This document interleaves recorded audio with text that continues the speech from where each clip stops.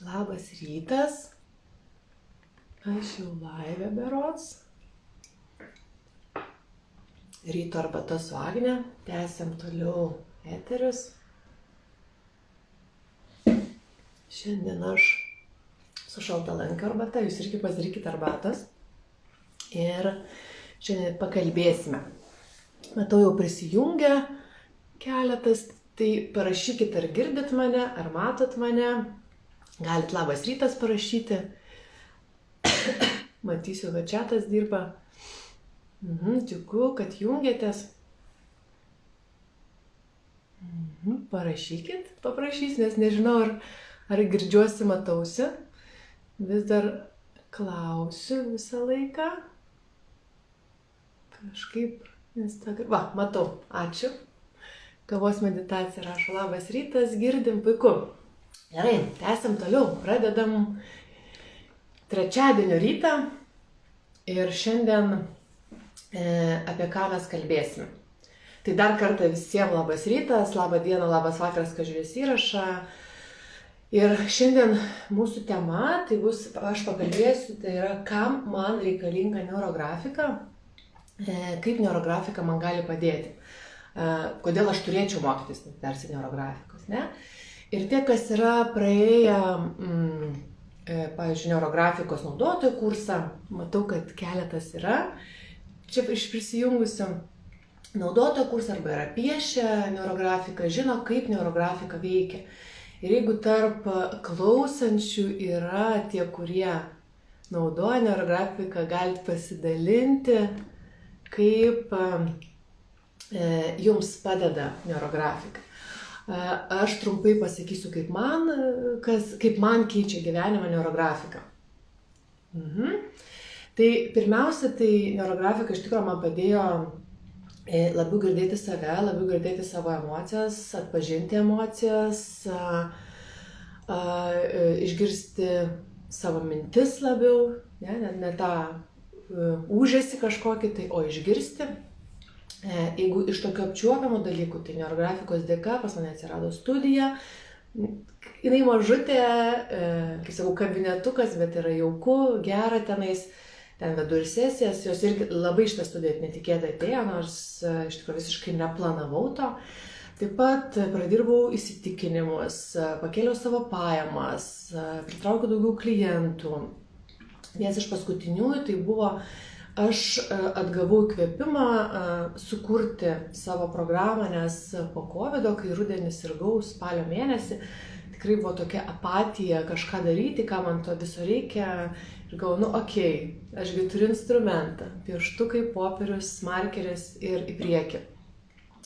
Todėl atgavau tą įkvėpimą, kurio dėka aš vėl prisėdau prie tos programos ir pradėjau rašyti, kurie, jeigu viskas gerai, paleisiu pavasarį, tai yra kovo mėnesį. Iš tikrųjų, neurografika tai yra savipagalbos įrankis, netgi ir pats Palas Piskariovas, kai sugalvojo šitą metodą, vis kartodavo, kad tai yra, tikslas yra šito metodo, kad žmogus išmokęs jį galėtų naudoti savarankiškai.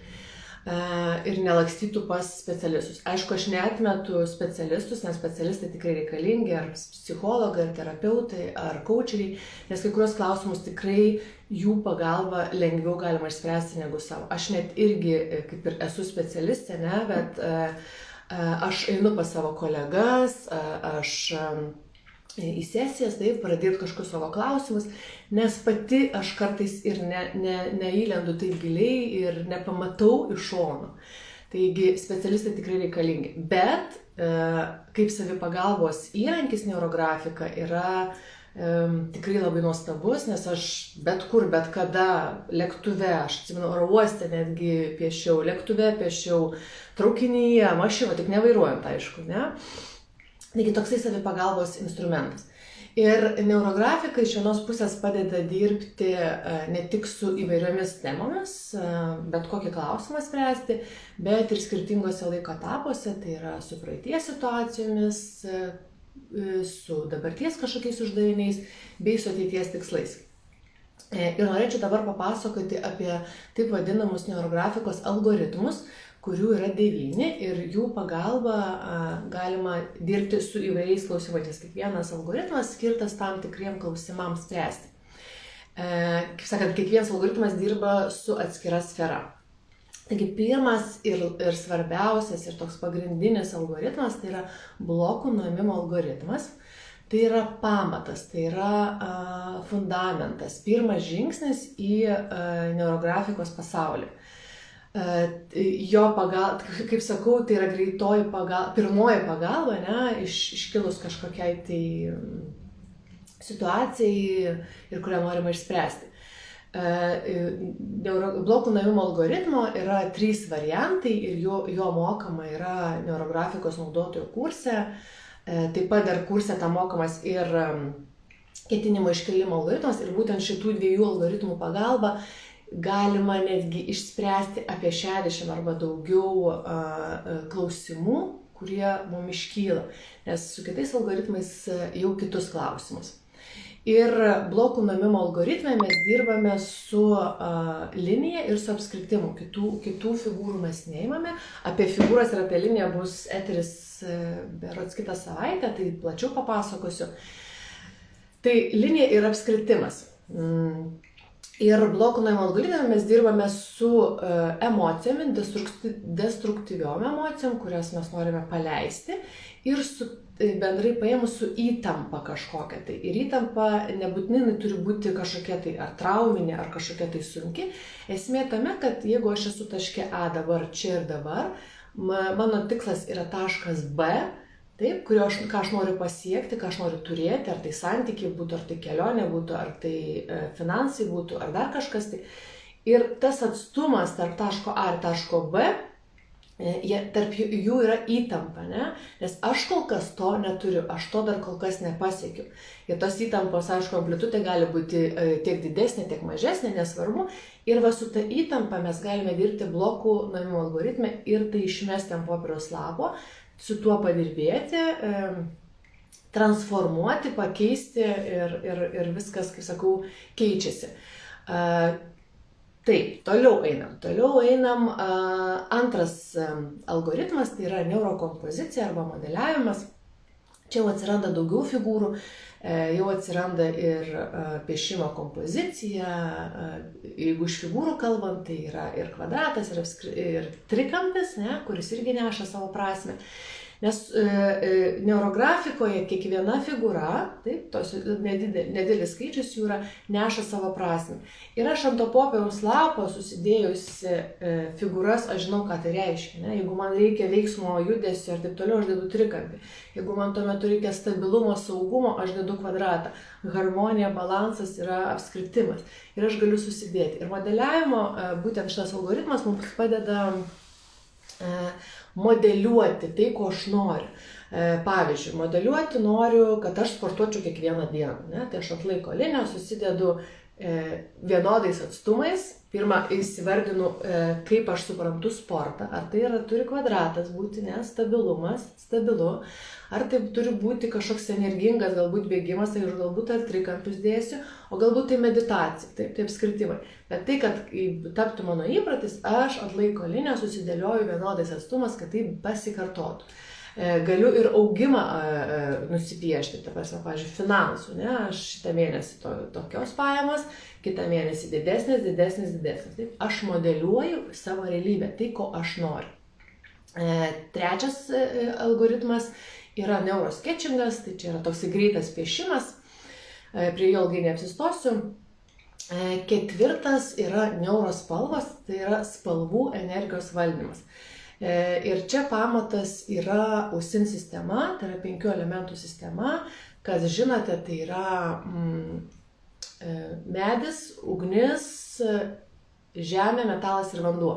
Taip, ir būtent šitų elementų pagalba mes galime sustiprinti savo piešinį, nes žinant, ką kiekvienas elementas neša, kokią energiją neša, aš galiu savo piešinėje, ko man to reikia, toje temoje aš spalvų pagalba dėti. Kai tik pradedame piešti ir spalvų tų reikšmių nežinome pagal ausin, viskas yra gerai, tai yra mes piešime pagal tada intuiciją, tai kokios aš noriu dabar spalvos, kokią spalvą aš dabar noriu įnešti savo piešinį. tai tikrai nėra svarbu, bet tai yra vienas iš algoritmų, kurį irgi galima išmokus, suvokus, įnešti savo piešinį daugiau tos emocijos, nes spalvos neša emocijos ir prasmės didesnės. Ir tas ir kaip ketinimas, nes su spalva aš tai jaučiu ketinimą. Gerai, tai čia buvo ketvirtas algoritmas. Penktas algoritmas tai yra neuromandala. Tai, su mandala manau, kad daugelis susipažinę ir žinote, kas yra mandala. Neuromandala tai yra ypatingas mandalos tipas, kurį piešiame neurografinės linijos pagalba. Ir piešdami neuromandalą pagal tam tikrus dėsnius mes atliekame transformacinį darbą 7 lygiuose. Čia dirbama su 7 lygiais. Ir tos neuromandalos gali būti įvairiausios. Tai gali būti ir giminės neuromandala. Jis labai iš tikrųjų labai stipri, nes ten į 7 kartas einama. Yra santykio komunikacijos neuromandalos su kažkuo, tai netgi 2 neuromandalas galim piešti, ne? Taip santykį atstatyti. Yra herojaus neuromandala, savybių neuromandala, ne? Ko man dabar, kokių man savybių reikia, aš galiu neuromandalą nusipiešti. Taigi, neuromandalas galima irgi su daugelį klausimų dirbti. 6 algoritmas yra neurosintezė, tai yra, arba kitaip metamoderno žmogus, anksčiau jinai vadinosi, tai yra apie tai, kad kiekvienas žmogus mes turime daug rolių, ne? Mes tokie daugiafunkciniai subjektai. Jeigu aš dabar, pavyzdžiui, aš esu ir mama mano rolė, ne, dabar lektorė, esu trenerė, esu coacherė, esu virėja, esu kepėja, esu taksistė vaikus į mokyklą vežti, ne, esu žmona ir taip toliau. Ir tų rolių pas mus yra daug labai.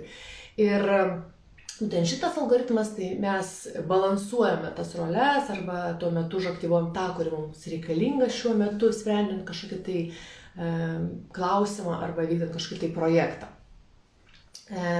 7 algoritmas tai yra neurokontaktas, tai iš tikrųjų labai tikrai svarbus algoritmas, nes būtent šito algoritmo pagalba mes sprendžiam komunikacijos klausimus. Tai gali būti ir pagerinti santykius, nutraukti santykius, ne, kažkokius toksinius konfliktų sprendimas, taip, tai yra sukurti savo komunikacijos ratą, pritraukti klientus, jeigu taip kalbant, ne. Tai yra viskas susiję, kas yra su komunikacija ir bendravimu. Nes iš tikrųjų žmogus negali be bendravimo. Kartais mums reikia tylos ir jinai reikalinga ir to vienišumo, bet per komunikaciją ir bendravimą mes irgi augame ir gan stipriai. Taip, 7 buvo algoritmas. 8 algoritmas tai yra neurotikslas. Tai yra tikslas, veiksmai ir rezultatas. Būtent čia mes galime dėlioti savo tikslus, kokius veiksmus turiu pasidaryti, kokio rezultato noriu pasiekti. Ne? Ir tai viskas yra piešiama ant popieriaus lapo, tai yra, kaip sakant, kuriamos naujos neuronų jungtys, suaktyvinami tie neuronai, kurie man bus reikalingi būtent siekiant savo tikslo. Galima čia ir braižyti ne tik tai tikslą, bet ir įvertinti rizikas, pamatyti, kas mane stumia, kas mane palaiko. Ne? Ir 9 algoritmas tai yra neuroplanavimas, man jis labai patinka, iš tikrųjų, tai yra planavimas savo ateities ant laiko linijos. Taip, įvairiausius įvykius, planus ir taip toliau.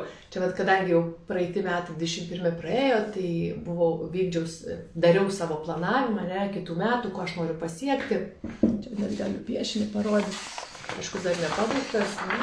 Tai yra ant laiko linijos. Aš susidėliojau savo įvykius, kokius aš noriu ir paskui pagal datą netgi galiu atsekti, kur kažko reikia. Nes kai kur, pavyzdžiui, buvo trukdis man, aš jaučiu, kad ten yra blokas.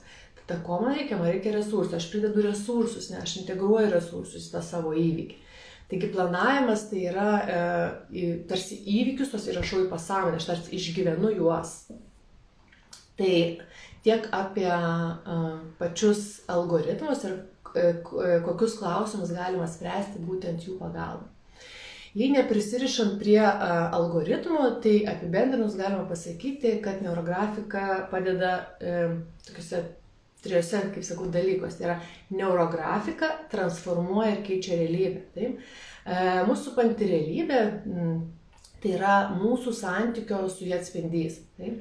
Iš tikrųjų, išorės atspindys, išorė tai parodo, kas mano viduje. Ir neurografikoje aš dirbu su savim, ne, aš keičiu aplinką, aš keičiu save. Kai aš keičiu save, vyksta pokytis manyje, keičiasi ir aplinka. Reiškia, aš keičiu savo realybę, tai, kas mane supa. Ir dar neurografika yra tuo gerai, kad ar atėjus pas specialistą, ar pavyzdžiui, nežinau, piešiant kažkokiam užsiėmime, nereikia kalbėti.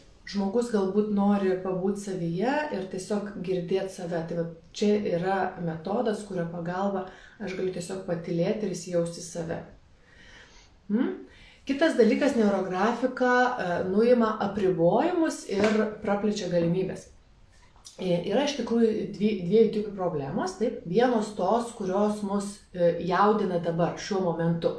Kelia nerimą, kaip jas išspręsti dabar, ne? Reikalauja kažkokio tai sprendimo. Pavyzdžiui, aišku, dabar dar atostogos vaikam, bet kaip pavyzdį kažkokį sukursiu, man reikia vežti vaikus į mokyklą, mašina sugedo, ką daryti. Aš turiu sprendimą padaryti čia ir dabar. Ir nežinau, ką daryti. Ne? Aš galiu panaudoti neurografiką, padaryti tą patį išmetimą, blokų nuėmimo algoritmą. Nors dar gal pavyzdį duosiu tokį, kuris neseniai įvyko, aš turiu elektromobilį ir važiavau į susitikimą, seminarą. Ir jisai paprasčiausiai mane datraukė iki vietos, aš sėdžiu autostradoje, aš nežinau kaip pasijungti, nes kažkaip namuose krauna arba vyras laiką pagrauna, aš nežinau, aš apsimečiau blondinę, visiškai nasraižą esu.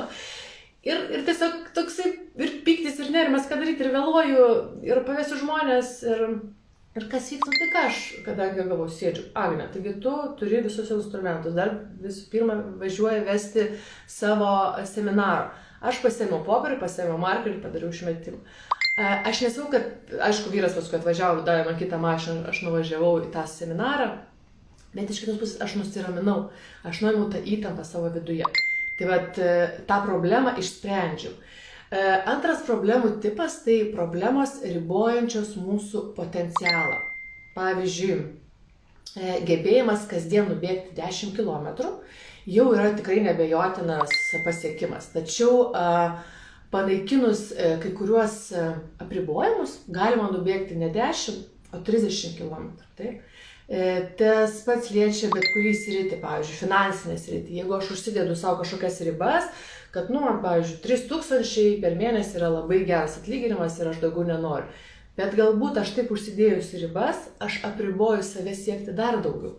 Nes, o ką man užtenka to dabar.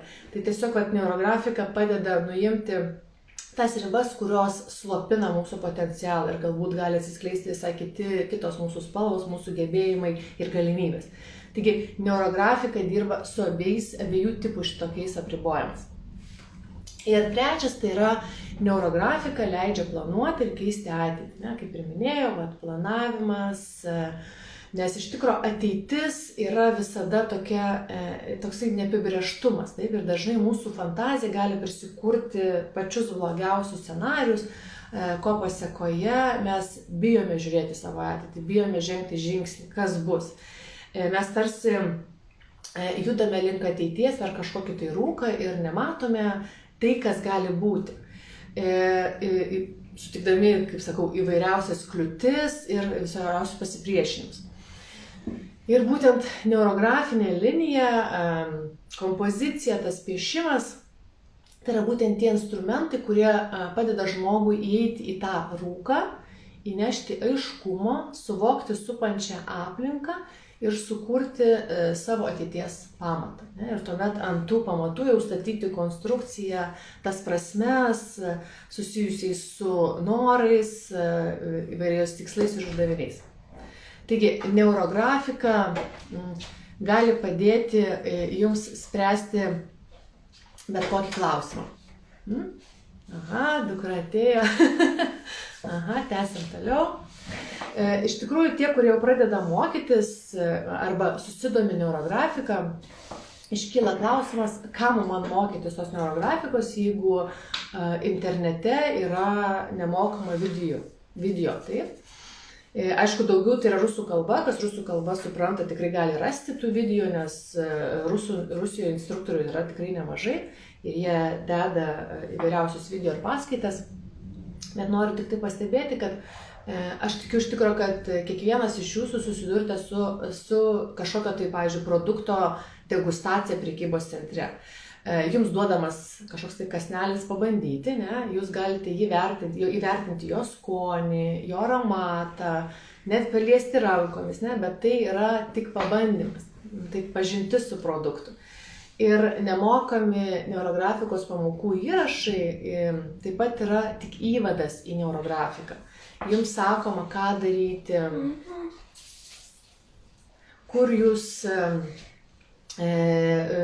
Esmė iš tikrųjų nepasakoma ten, bet aš esu, kad yra blogai, kai norima pažintis, aš irgi vedu kartais nemokamus susipažinimo užsiėmimus, nes tikrai jie reikalingi, kad žmogus prisiliestų, nors pabandytų, kas tai yra. Ir kai užkabina, tada jau žmogus gali eiti ir mokytis giliau. Ir svarbiausia, kad kiekvienas neurografikos piešinys turi temą, ne, kaip minėjau. Mes ne šiaip ten kringelius kažkokius tai raitome, mes piešiame su prasme ir kad gautume rezultatą. Ir rezultatas yra ne tik tai malonumas ir pasitenkinimas, nes dažnai klientai irgi kaip pirmą kartą ateina arba antrą, klausiu, kaip jūs jaučiatės. Tai būna gera, atsipalaidavau, kaip meditacija. Taip, viskas yra gerai, tas malonumas, pasitenkinimas, bet iš tikrųjų neurografikoje rezultatas yra svarbu tas situacijos pasikeitimas. Pavyzdžiui, jeigu buvo kažkas tai santykių krizė, aš papiešiau, gal ne vieną, gal ne du, gal ne tris, gal ir 10 piešinių reikia, nes labai priklauso nuo temos ir nuo tos užklausos, kokio jinai gylio, kokio jinai dabar yra aktualumas, kokio jinai dydžio, ne? Ir aš papiešiau, tada atsirado susikalbėjimas arba geriausio sprendimo kažkoks tai priėmimas. Jeigu pas mane buvo skolų, atsirado naujų užsakymų, to pasekoje daugiau pinigų, kad išbrišti skolų. Buvo baimė atstovėti savo ribas, taip atsirado drąsos išlaikyti savo nuomonę arba pasakyti ne, stop. Ne? Tai būtent svarbu neurografiko ne tik tą malonumą ir kaifą ir užsidegimą galbūt pagauti, bet ir gauti rezultatus. Ir kad būtų rezultatas, yra svarbu piešti, o ne tik turėti instrumentą, nes kai kurie, pavyzdžiui, pabando ir sako, niekas neveikia. Čia aš manau, su bet kokiu metodu reikia naudoti, nepasidėti ant lentynėlės, bet naudoti, piešti ir naudoti. Nes kuo daugiau šitų neurografinių linijų, tuo daugiau neuronų jungčių, tuo didesni yra pokyčiai. Ir kitas tai yra piešiant laikytis neurografikos bazinio algoritmo taisyklių, nes kuo jūs labiau suvokite ir suprantate, ypač kai savarankiškai dirbate, bazinio algoritmo tuos punktus, tuo jūs tikslingiau ir teisingiau darote. Nes iš tikrųjų yra ir tokių atvejų aš mačius, kad pasižiūri per YouTube keletą pamokėlių ir jau moko kitus. Ir tada žmonės ateina pas mane, buvo variantų, kad sako, kad čia nesąmonė ir niekas neveikia. Tai dėl to, kad labai yra svarbu pati bazė, pats algoritmas, nes iš tikrųjų vien tik tai tam, kad aš galėčiau mokyti kitus, aš beveik metus mokiausi, tai nėra tik tai keletą paskaitėlių. Ir jeigu trumpai paminint ir jau einu į pabaigą, nes jau ir laikas, tai baigėsi. Tai svarbu, tas bazinio algoritmo mokymasis, suprasti jo prasmę, esmę, tai yra neurografikos naudotojų kursas, kuriame mes suprantame tą gylį, nes duodame ir teoriją, ir kad žmogus suprastų, ir tą refleksiją, kad suvoktų. Ne? Tai yra labai svarbu. Ir jeigu kažką sudomins, rašykit man asmeniškai arba netgi po šito video. Ir artimiausias neurografikos naudotojų kursas sausio 18. Jeigu norėsit daugiau informacijos, aš jums galėsiu atsiųsti apie ką jis, kaip yra, nors kažkurią tai savaitę aš papasakosiu plačiau apie tai, kas ten bus dėstoma, ką jūs išsinešite, ką jūs turėsite kad suvoktum apie ką yra. Tai va, tai tiek šiandien neurografikos, kam nereikalinga, ne, ką aš galiu su jie padaryti, kaip negali man padėti. Tikiuosi kažkokią naudą išsinešėte. Tai šiandien tiek, gražios dienos ir susitinkam rytoj. Rytoj jau tęsiu toliau apie žaidimą KSF, pabaigsime tai, ką pradėjau vakar ir iki. Ate.